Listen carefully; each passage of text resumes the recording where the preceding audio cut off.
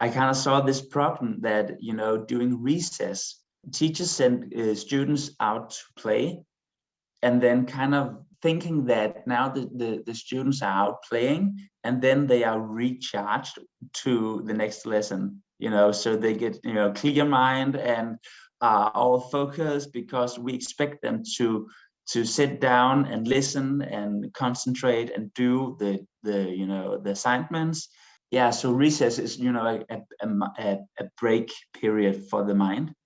But in my point of view, there's so many social layers going on in the recess. You can be so afraid of who am I going to play with. There could be conflicts. You can be insecure socially. You can also just play football, soccer, and then lose or win. So there's the minds of the students are constantly working in positive and negative ways during recess, and then they come into the class and the teacher thinks that the students are getting all the energy out of the system. So I was like, I need to give space to my students in the beginning of my teaching, to get the students to become present and grounded.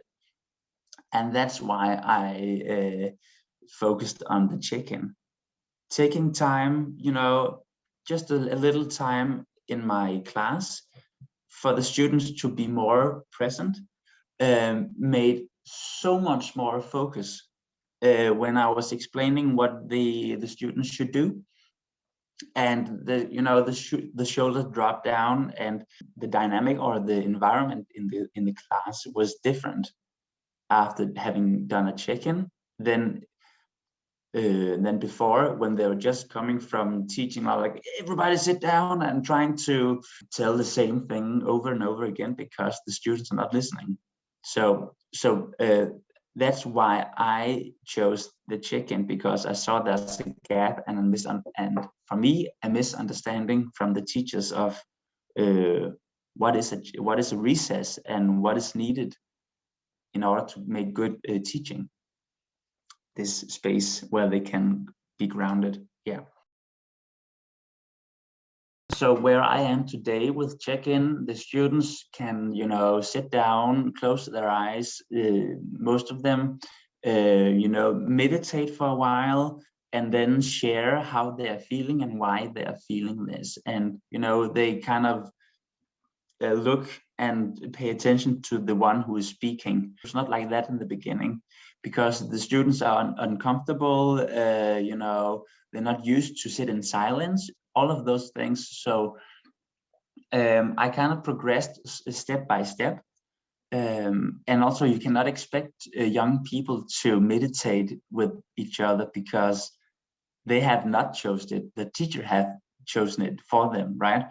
So why should they do it? So I think it's very important, according to the class, are there much, insecurity, then I would start by just, setting a timer for 60 seconds and then say, okay, now we have to sit in silence, and you can think of whatever, and you can, you don't have to close your eyes, you just have to be silent for 60 seconds. And then if they do not, complete that task, then you do it over. So you kind of, sorry, let's do it again. 60 seconds, sit in silence, no talking. And then, slowly you can say, okay, let's sit for 2 seconds. No, 2 minutes. And then, because you don't want to push the students to tell how they feel, you're always inviting them and explaining that this is an invitation. You can tell how you feel if you want to do it, and you can tell why you're feeling it. And I used the color because my students were third grade students, so they were like 9 years old, I think. I used the color green, and also I explained green with thinking of a sunny day, that sensation you have on a sunny day. all is good and, you know, energy. You can be yellow, and a cloudy day where it's like, I'm not happy, I'm not sad, you know, a bit tired perhaps. And then red could be like a rainy day. So red would be, you know, negative emotions going on. And also you can be a mix of those colors because you can have more emotions at the same time. So, you know, slowly I kind of introduced breathing exercises, and I used videos on YouTube, but I thought it was easier for me just to, you know, get out there and become that meditation teacher that they always wanted but didn't know they wanted. So I, you know, in the end I was just the videos is not, you know, it's good, but I thought I could make it more precise if I did it myself. So that I implemented breathing exercises, and then they should think of how they are feeling, you know, what color do they have inside. And the first round would be, you know, when I started this, they should just share with one other student, and they didn't have to say it out loud. Just say to someone, I'm green today. Okay, I'm red today. Okay. And then the friend could, you know, say, so Jacob is green today. And the reason why I did it this way is because it can be overwhelming if you are red to say to your class, I am red. It's easier to say to one person, and then that person can be your, you know, help you express, okay, this, my friend here is red. That can be easier.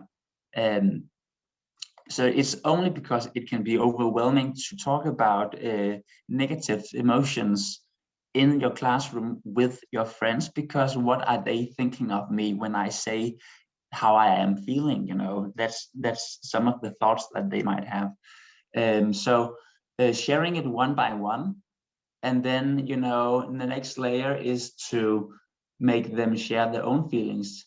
So the next step would be, I am green, and then say it to the class, or I am red, or I am yellow, and then, you know, kind of progress into I am green because I have had a good morning, or I am yellow because I have had a stressed morning, or I'm red because my dog just died, or, you know, whatever it might be.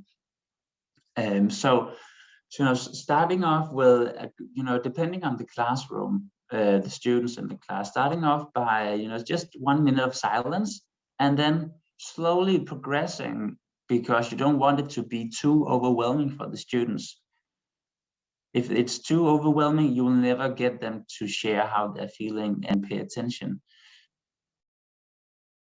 So very quickly, they asked to do check-ins. If I hadn't, you know, told them that we should do it, like, hey Jacob, can we do a check-in? Yeah, okay, okay, we can do a check-in. Hey Jacob, I really need to share something with in my check-in. Okay, let's do a check-in.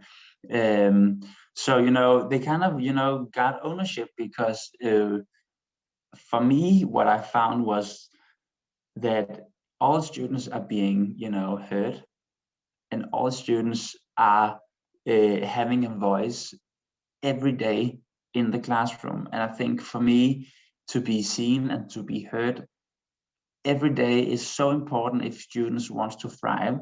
In Denmark, we are really talking about there's no learning if there's no thriving. I don't know if that makes any sense, but if they don't feel well, how should they be able to learn? One of the other very good consequences from doing check-ins, in my point, is that I as a teacher get the sense of what is going on in every student. So why is this student just sitting down and, you know, not doing anything? Okay, he told me he was red because his parents are arguing at home. He probably have a lot of his mind, you know. So it kind of helps teachers to get down from the ladder of inference, right? Instead of making assumption of all the students, because you have heard what they told you, you kind of know how to approach them.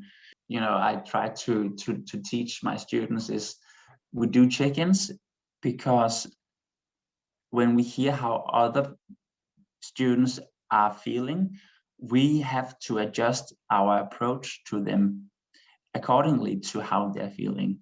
You wouldn't go, you know, with a lot of good energy if someone told them that they are really red or really have negative feelings. You would be more careful and sensible and, you know, warm and loving to that person.